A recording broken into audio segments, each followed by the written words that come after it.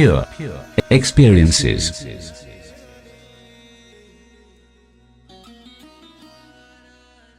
Welcome to the voice version of my blog, Pure Experiences. You are listening to the article, The Extraordinary Gift of the Mind, Part 3, published on the 21st of June 2016 by Tarun. Published on pureexperiences.blogspot.in. 11. Attention. The mind has an ability to selectively present just one experience to the self out of many possible. It can attend to one input out of many or can shift the presentation from one to the other successively. This can be done by devoting more resources of the mind to one particular experience and withdrawing the processing of others momentarily. It is also known as concentration. A great ability. Without it, intentional learning is impossible. The mind has some control over it, although not much, and like many other abilities, attention also needs to be sharpened by practice. There are special structures that allow attention, and we can see their physical counterparts in the brain. Inferred from the books, I can't really see it. So like any other mental structure, this one can also be built up stronger and better. It is perhaps the most important ability, if you wish to manipulate the mind and improvise it. The attention is mostly directed outwards via senses towards the world, but with practice it can also be directed inwards towards the mental contents. This is beneficial when you need to watch what is happening inside the mind. One must pay attention inwardly in order to become conscious of the contents and processes. Attention is sometimes confused with becoming conscious. They are not the same. As the word concentration implies, it's a matter of degree of consciousness. We are more conscious of something when we pay attention to it. Without attention we are still conscious of it, but it is drowned in some other experience. Attending to something helps in forming better memories and in better analysis of it. Learning and intelligence begin with attention. Anything that arouses interest results in getting our attention. Anything that is dull and old fades away quickly from our experience. What is interesting to the mind? This is widely variable and totally depends on the situation. When hungry, the only interesting thing is food, and no amount of excellent philosophy can stimulate the mind. Well, this is my experience. Probably you are different. Most of the time, that which is most important for the survival gets most attention. Food, mates, jobs, enemies, etc. Rest of the time, it's directed towards entertainment, social pursuits, worries and fantasies. Not coincidentally, the mentioned activities correspond to some highly active and high-priority programs in the mind. We see that our attention is also governed by our programs. These damn things control everything. Since the mind keeps producing intents and desires all the time, even in sleep state, eventually one or the other content wins and gets hold of the attention. A person can hold his attention on one thing only for a short time. This time is known as the attention span. It can range from milliseconds, pitiable, yes, to hours. Also, the attention shifts very frequently and sometimes very fast. Some people are good at multitasking because they can shift their attention very fast between the tasks. It is a must that if you want to learn something, know something or accomplish something, your attention span is a respectable number. Anything that grabs your attention when you least expect it to, is known as a distraction. How can one increase the attention and lengthen the attention span? That's $1 million question. The only answer is interest. Make the thing you want to pay attention to very interesting. This flows in the same direction as mind's natural flow, so it's an easy way. Teachers who deal with young students have plenty of experience in this matter. A skillful teacher always makes his subject absolutely interesting, else the students do not learn anything. What if the thing you want to pay attention to is not interesting, such as your job or your wife? Well, then there is no hope for you. Try training your mind to attend to boring content. It backfires, so much so that the mind shuts itself down totally and enters the sleep state, a perfect opportunity to unite with the self and remain as presence. Anyway, that was not the only answer. but the only desirable answer. Second way is fear. If your boss gave you a warning, then even the most boring job becomes interesting, because now you are afraid of losing the job, a matter of survival. Mind responds to such situations promptly.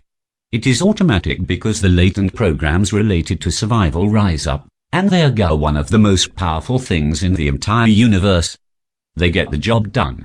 The mind of a rock climber or of a hunter hunting in a dense forest needs no effort to maintain attention for hours and hours. A little distraction, and a fall of 1,000 feet is assured, or getting attacked and ripped to pieces by a hungry animal is a certainty. In such cases, a lot of learning happens as the experience is so intense. There is a third way, meditative concentration. It is for advanced practitioners, not for newbies. If you already have a good attention span and do not need a half-naked girl or a tiger staring at you to grab your attention, then this method is recommended. One simply sits and observes a single content, mental or sensory, with perfect concentration and deliberation. No interest or motivation is demanded. This is possible when the programs, intents, desires, distractions, etc. are brought into awareness and discarded or disowned consciously. This is like rewriting the source code of the mind in any way you please. This is the only way if you wish to progress on your path of knowledge beyond the mere basics. Now you appreciate why I called attention as the single most important ability. Having a good attention span is also beneficial for worldly pursuits. Most materially successful people have a good ability to pay attention to details. They can hold a topic continuously in their minds for long durations, which helps them process it better and quicker. They reach to conclusions and decisions more effectively and in better ways. Attention is the key to the secret of worldly success. If you are paying any attention, you must have noticed that it is the various distractions that are responsible for stealing attention, and removing those might help sharpening the attention a bit. You are right. Modern life, fortunately or unfortunately, provide thousands of distractions that are responsible for the monkey mind we all suffer from. If you are serious about the path of knowledge, then it becomes a must to minimize the unnecessary distractions. Here we enter the domain of a simple and minimalist lifestyle, and now we can appreciate why sages are recommending a simple lifestyle free from unnecessary activities and distractions, in order to make some progress on the path of knowledge. It is recommended to throw away the unneeded stuff and anything that takes up a major portion of your time. If you can survive without it, you can throw it away. Although I am not advocating extreme measures. If you do not have important things, such as enough money in the bank or helpful devices and gadgets that do your work and save time, then the minimalism becomes a distraction in itself, because it now encourages your survival instincts to fire up. You have to draw a line where it balances your life perfectly. Not too much, but not too less. In my experience, having sufficient wealth to survive effortlessly and having enough comforts around me to make my life distraction-free and urgency-free works best. It is a must to keep good health and eat well. A healthy mind resides in a healthy body. It is also good to minimize the unwanted relations and avoid having a crowd of people around you, as these are major distractions most of the time. People who support you, know you well and have similar paths as yours are best to befriend with and keep around you. I know, it is hard, almost impossible and ideal situation, but one has to make some efforts, else the law of impermanence shows up and your practice starts to degrade. You will know when you are degrading, because the peace, equanimity and happiness will start disappearing and suffering will start replacing them. The least you can do is not to travel in opposite direction. Maintain your status even when the life happens and you find yourself in a most distracted and confused state. The impermanence takes care of that also, and it soon fades away, back to the peace where you can now attend to the most important of your businesses, yourself. 12. Intelligence. Intelligence is a nebulous term. Some try to solidify it by defining it in a particular way or by inventing some quantitative measure of it. If I define it here, I will just add to the countless definitions of this term. So we will leave it as it is. Obviously, it does relate to almost all the extraordinary capabilities of the mind being listed here. So we can understand it as a term that includes a collection of mental capabilities, their state of perfection and their potential. The mind is so huge and complex that a single term denoting all of its capabilities does no justice at all. People adopt the word intelligence to suit their needs, depending on the subject and application, etc. For example, intelligence of a machine is its ability to solve well-defined problems. Intelligence of a child is his ability to learn quickly and memorize something well. Intelligence of an artist is his skill, imagination and creativity, and intelligence of a businessman is his ability to sell sand to an Arab. It has a quantitative aspect to it. More intelligence simply means that most of the abilities of the mind are functioning well, and less intelligence usually means that the mind is not operating properly. As is obvious, degree of intelligence covers a full continuous spectrum, ranging from as stupid as a rock to extraordinary talent and genius. There is no recommended method to measure it precisely, and even if you can quantify it, it changes for the same individual with time and situation, so quantification is doomed to be inaccurate. A highly intelligent person in one field may sound like a total idiot if he talks about some other field. A very smart person in one country behaves in very stupid ways when he travels to a distant country. A normally intelligent person suddenly loses his mind in presence of highly intelligent people. Intelligence often increases with age, but then very old people lose it. I can go on and on about how meaningless, broad and unsatisfactory the concept of intelligence is. Is it really useful? Yes, somewhat, but only when you clearly define your meaning. Do not call a person unintelligent simply because he cannot do calculus, because then you must define intelligence as the ability to do calculus, and with so many meanings, the term loses its meaning. The intelligence is also seen as a potential. If a person can adapt to novel situations well, can solve unexpected problems well and can behave elegantly in odd social situations, he is considered as highly intelligent. Because of the novelty of the matter, the learned behaviors and past knowledge is usually of little use. So indeed, taking a person through such trials is a good test of his intelligence. However, the potential increases with experiences, so the existing experience is surely of some use. This is the reason scientists, mathematicians, explorers and inventors are considered as most intelligent type of people. They deal with novelty, go where no one dares to go and are extremely creative, displaying the power of the mind in its full glory. Wisdom is another term that means something similar to intelligence. But I take it to mean a form of intelligence that is shallow but very broad. So a wise person has tremendous knowledge and can advise you on any topic under the sun, but lacks specific skills such as, say, mathematical abilities, or is not a good singer, etc., the qualities that are generally called intelligence. Wisdom, in my opinion, measures not the degree but the range of mental abilities. So philosophers, sages, mystics, saints, gurus can be called most wise as they have multidisciplinary abilities and can synthesize knowledge much better than scientists, who are generally good at analysis instead of synthesis. Expertise is a term used to denote a high amount of knowledge and intelligence in a very narrow field. Experts have a huge amount of knowledge in their field of expertise, and it is in-depth, but they know very little about other things and are as good as ignorance in other fields than their own, usually also lacking a potential to gain knowledge outside of their area. Lawyers, doctors, engineers, artists, actors, singers, cooks, teachers and many more can be considered as experts, excelling in their own fields. Smartness is a word used in everyday language to denote intelligence, and as nebulous as it is, we can adopt it to mean a high degree of social and emotional intelligence.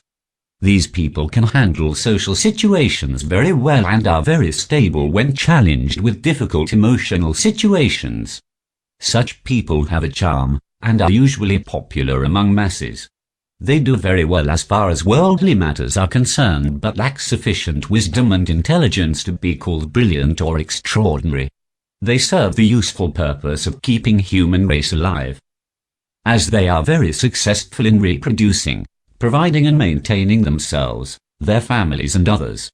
They do lack the potential for advanced knowledge, but some of them do break out of stasis and excel beyond average. Businessmen, industrialists/producers, military/policemen, social workers, managers, salesmen and such may be called smart. Yes, your classmate who always topped throughout the school but is now working as a clerk somewhere can also be called smart. Cunningness is a form of intelligence characterized with negativity and selfishness. I wonder if we can call it intelligence at all, but a cunning person does use his mind effectively, albeit for nefarious purposes. Such people are very good at fooling others, including very intelligent people. They polish their skills of deception, dishonesty, manipulation and betrayal to their best, to achieve the goals which they are incapable of achieving via proper application of intelligence and skills. Because they lack it totally.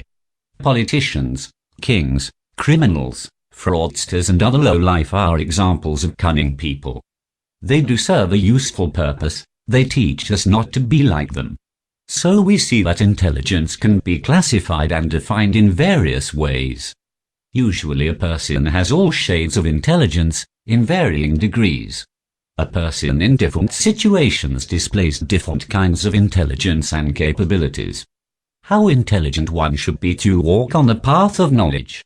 I can say, very intelligent. This path is not for people who lack mental abilities, have no potential for developing intelligence, use intelligence to harm others or make no efforts to improve their intelligence.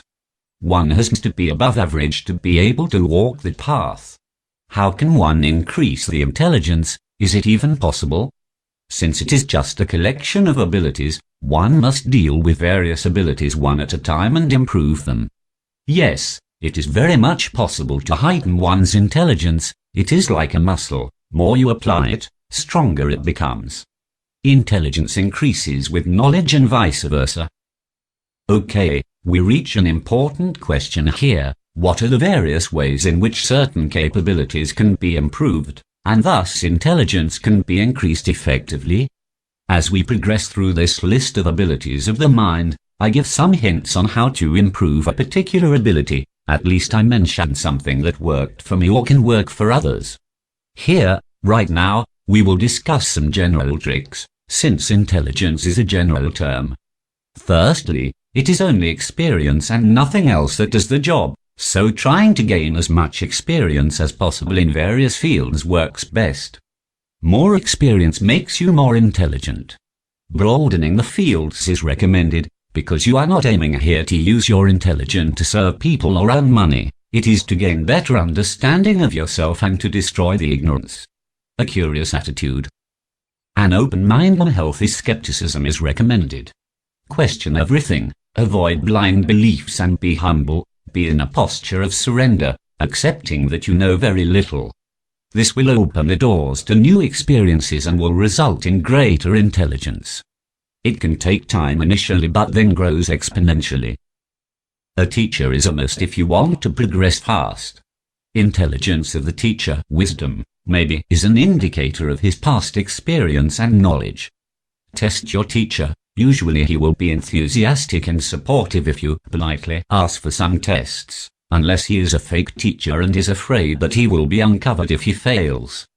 Teachers can point towards knowledge, they cannot impart it. They can provide the information and know which information is best for you, so they do not encumber you with unnecessary information. They know what works best, so they quicken your progress, eliminating useless actions and saving time. They have the skillful means to train you, make you more intelligent. They teach you to ask correct questions, be curious and be adventurous. They do not serve knowledge before you in a dinner plate. They know your weaknesses and point them out or cure them. They can spot quickly if you are degrading, and can save you from a fall. Books provide an invaluable source of information. Yes, only information. They do not provide any knowledge. One must convert the information into knowledge by proper application of it. For example, if a book says, Donation will rid you of attachment and thus reduce your suffering. It is just information, a hint, and one must experiment with this information and convert it into a living experience. If in your experience, donation does do what it says, then you have successfully learned the lesson. You are more wise now. You have increased your intelligence simply by reading and practicing. If not, then you simply wasted your money donating it, and on buying that book. Donate such books away. Books are good, however, they are dumb if you compare them with a good teacher. You cannot ask a question to a book, cannot ask for an explanation. A book knows nothing about you, it feeds you everything it has, relevant, irrelevant, useless, false, everything. Still, reading is a must, and should replace your other strange hobbies like watching TV or gossiping, if you are serious about your path. Being with wise and intelligent people works like a charm. Be in the company of wise and you will learn in one day that can be learned in months via books or your hit and reel experimenting. Satsang is the finest kind of gossip you can have. It's fun, and it's educating. There is nothing like being with a wise man. It is an experience of a lifetime. In the company of an intelligent person, your intelligence grows by leaps and bounds. Reverse is also true. Be with stupid people, and you will be reduced to a stupid. They will drag you down to their level fairly quickly, in addition to providing free suffering and annoyance. If you are stuck with idiots, how to deal with it? Answers will be coming in the articles on afflictions of the mind. With the miracle of the internet, it has become very convenient to gain information. It is now at your fingertips. However, no knowledge can be obtained from your fingertips. The instant information coming to you at Mbps speeds must be converted to knowledge, which comes slowly and perhaps at telephone modem speeds. Simply reading stuff on the internet will make you an encyclopedia, but not intelligent. Internet also causes information overload by serving too much in a short time. Choose wisely, ask right questions and seek the information that you need, not the one that is available. Google is your friend, but not a teacher. It cannot replace your teacher, even if you think that's a good idea. Online forums on the topics of interest are as good as being in the company of the intelligent, unless you are spending your valuable time arguing and fighting flame wars with the trolls. YouTube provides a wealth of interviews, presentations and satsangs for your viewing pleasure. Since it's an audio-visual media, it is much more effective than mere text or books. I recommend that you subscribe to good teachers there, and make it a habit to spend time watching their videos. Convert your room into an international university, where great teachers come and teach you. What more can you dream of? Internet also makes it easy to ask questions by emails, and if you learn something useful, you can share it with the world instantly via a blog or your own video. Internet is your superhighway to the self. Simply observing yourself carefully and deeply, a 24/7 awareness of your own actions and thoughts, will reveal the unintelligent, illogical and belief-based or biased things you do and think. This will help you to eradicate them through practice. Being aware is the key. You will know where you lack, simply by being aware. The lack produces a slight suffering, dissatisfaction, disharmony, a feeling of ugliness or void, and makes you question. Questions led to experience and therefore augmentation of intelligence. You will be surprised how many answers can come just from introspection, contemplation, self-interrogation, pondering and meditating on a topic. There is a wise teacher right inside you. Yourself. Pure experiences. You were listening to Pure Experiences by Tarun Pradhaan. Find more on pureexperiences.blogspot.in. Text-to-speech conversion courtesy of naturalreaders.com and ttsreader.com via Google TTS.